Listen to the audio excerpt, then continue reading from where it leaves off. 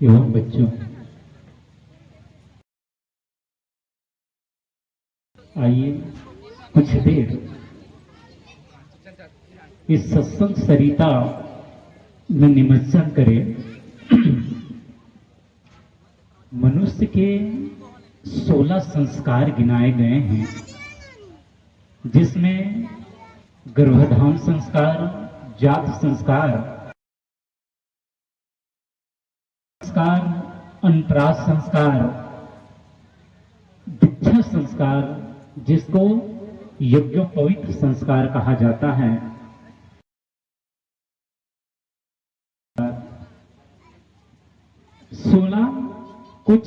16 कलाएं हैं सब मिलाकर, जिसमें सबसे महत्वपूर्ण है दीक्षा संस्कार, यज्ञोपवीत संस्कार, जिसको यही संस्कार ही इस पूरे जीवन को अमर बनाता है। ये जो जन्म हुआ है, पंच भौतिक शरीर है, लेकिन जो दूसरा जन्म होता है वो गुरु द्वारा होता है, जिसको दीक्षा संस्कार कहा जाता है। यही संस्कार ही पूरे जीवन को आमूलचूल परिवर्तन, वह मुक्ति का रास्ता है। सदगुरु ने कहा है, भक्ति नसैनी मुक्ति की संत चढ़े सब धाए, जिन जिन मन आलस किया जन्म जन्म पछताए। जिसने आलस किया, भक्ति नहीं कर, जन्म बिगड़ जाता है। जो सौभाग्य का क्षण आया था, जीवन में सूर्योदय हुआ था, लेकिन सोया रह जाए तो उसके लिए अंधेरा ही रहेगा। ऐसे ही जो इस मनुष्य जीवन को पाकर जिन्होंने भक्ति नहीं की, जिन्होंने हुआ ही नहीं, केवल शरीर का जन्म हुआ, आत्म कल्याण के लिए उसका जन्म हुआ ही नहीं। और जब तक ये नहीं होगा, तब कहा जाता है बच्चे का जीवन गीली मिट्टी के समान होता है। ये गीली मिट्टी रास्ते पर पड़ा रहता है, अनगढ़ ही पड़ा रहता है, लेकिन कोई कलाकार उसी पत्थर को उठा, उसमें थोड़ा छीनी हथौड़ी चलाता है तो वो मूर्ति बन जाती है भगवान की। और मंदिर में लाखों लोग, करोड़ों लोग आकर वहां और अपने भाव के जो प्रेम है उसको सिर झुकाकर वहां उसको एक आकृति दे दी गई, उसमें छीनी हथौड़ी चला दी गई। तब एक बार सीढ़ी के पत्थर ने उससे कहा कि हम दोनों का जन्म तो एक ही जगह हुआ है और एक ही कलाकार ने हम दोनों को लाया था, लेकिन अंतर कहां पड़ गया कि आपके पास आकर लोग मन अर्पित करते हैं, सिर झुकाते हैं, और मेरे पर तो पैर देकर चलते हैं। सीढ़ी के पत्थर उस मूर्ति से प्रश्न करता है, पूछता है कि दोनों में अंतर कहां हो गया? हम दोनों की उत्पत्ति, कलाकार हम दोनों को लाए थे, लेकिन अंतर कहां पड़ गया कि मेरे ऊपर लोग पैर देकर, रौंद कर आपके पास आते हैं और आपके पास आकर सिर झुकाते हैं। मूर्ति के पत्थर ने कहा, देवी ने कहा,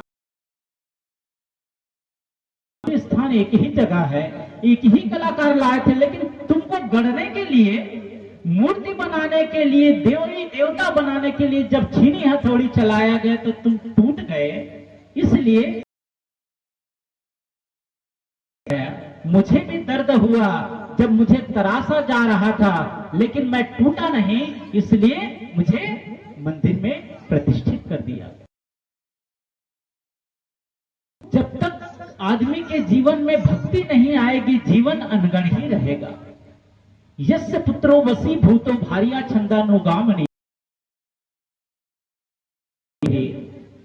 कहते हैं यस्य पुत्रो वसी भूतो, जिसके पुत्र वसीभूत है, आज्ञाकारी है, भार्या छंदानुगामिनी, और पत्नी छंदानुगामिनी है, वो धर्मपरायण है।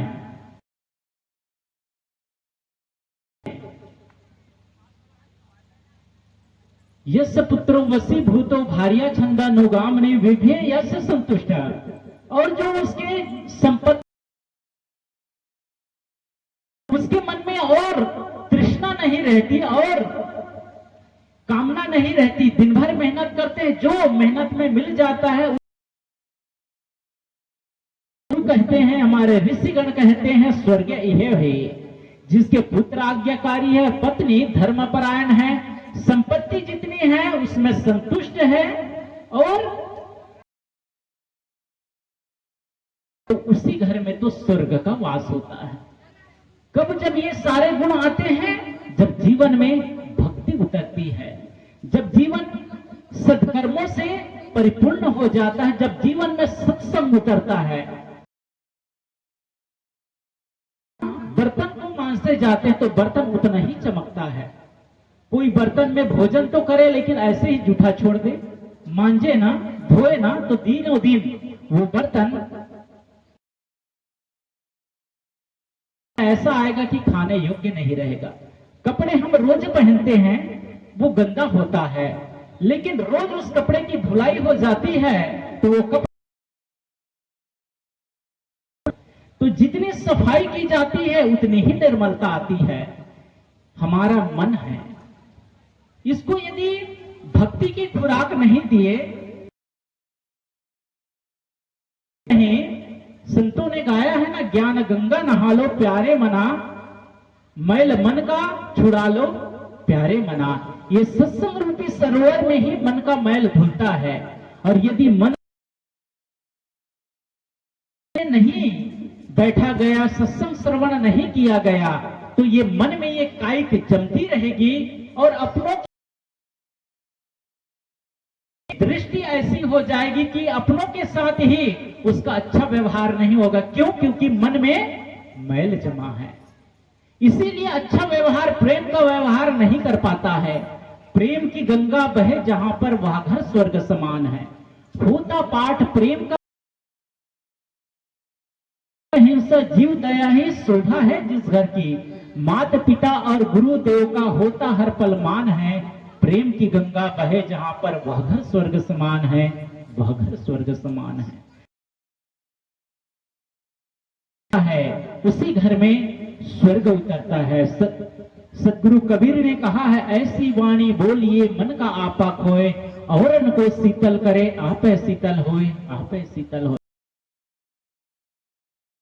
करिए कि औरों को शीतल करे, दूसरों को शीतल करे, दूसरों को प्रसन्नता मिले और स्वयं को भी शीतलता मिले। जब हम आवेश में हैं तो न तो हम शीतलता प्रदान करते, वहां तो एक अंगारा फेंका जाता है, जैसे गर्म कोयला हो, जलता हुआ कोयला हो, उसको दूसरों पर फेंके तो पहले तो उसका हाथ जलेगा, फेंकने वाले का दूसरे। ये क्रोध, ये आवेश, ये गुस्सा वैसे ही है जैसे जलता हुआ कोयला। सदगुरु कबीर कहते हैं, ऐसी वाणी बोलिए क्रोध न करो, मधुरता से अच्छा होगा। जैसे कोई पौधा है, वो पौधा टेढ़ा जा रहा है तो उसमें एक बांस लगा दिया जाता, खींचकर उस लकड़ी से बांध दिया जाता है, तो वह पौधा सीधा जाता है और आपके काम लायक होता है। यदि पौधा टेढ़ा जा रहा है, रहेगा, आपके काम लायक नहीं रहेगा, क्या काम आएगा? केवल जलाने का काम आएगा। एको अपि सतेवरा एक चंद्र तमोहंती न चा तारा सहस्त्रसा। हमारे ऋषिगण कहते हैं एको अपि गुणवान पुत्र, एक ही गुणवान पुत्र हो। निर्गुणे जो गुण विहीन है उसके सैकड़ों पुत्र होने की अपेक्षा एक गुणवान पुत्र होना अच्छा है। कहा गया है कि एक अपि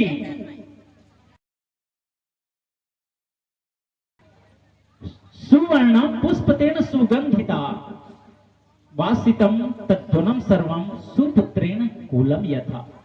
जिस प्रकार एक सुगंधमय फूल हो, वह एक ही फूल पूरे वन, एक ही गुणवान पुत्र हो, वो आपके कुल में 4 चांद लगा देते हैं। भगवान राम की वजह से ही दशरथ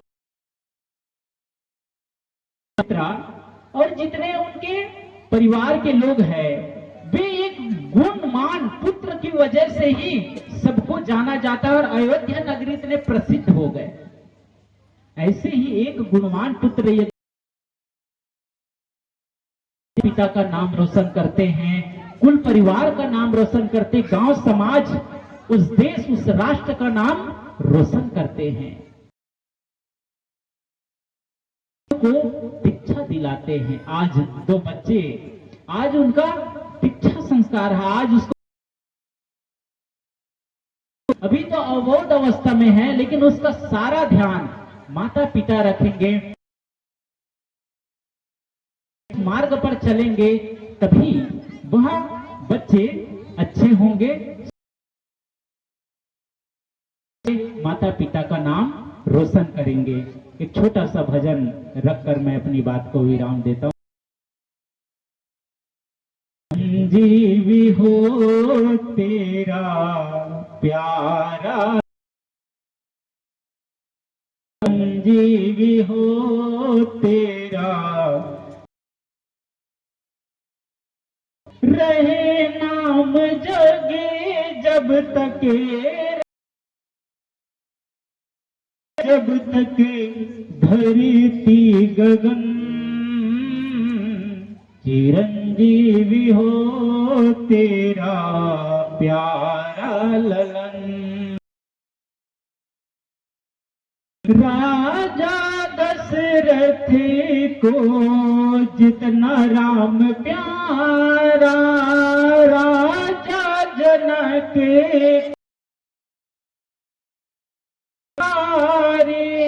उतना हो पिता का पुत्र प्यारा, उतना हो पिता का पुत्र पुत्र का रिश्ता, पिता पुत्र का रिश्ता रहे हर।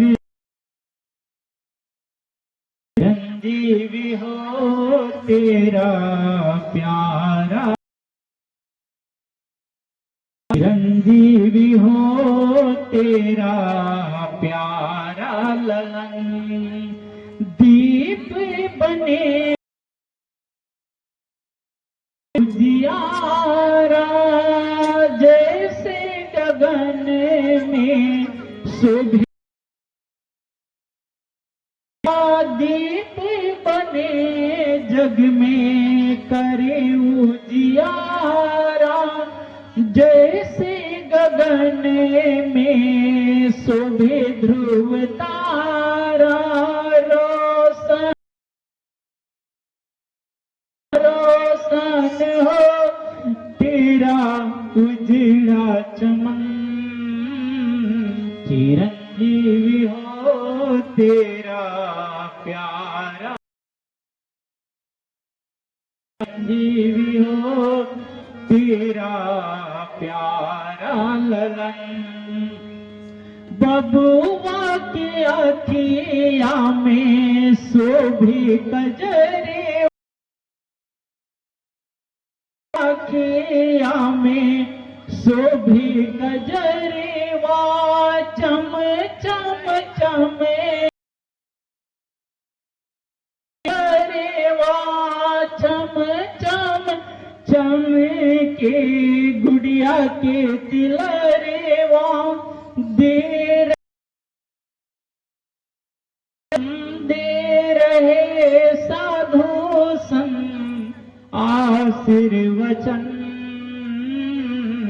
चिरंजीवी हो तेरा प्यारा ललन, हो तेरा प्यारा ललन। चिरंजीवी हो तेरा प्यारा ललन। उन दोनों उत्तम स्वास्थ्य एवं कुल का दीपक बने, इन्हीं शुभकामनाओं के साथ मैं अपनी बात को यहीं पर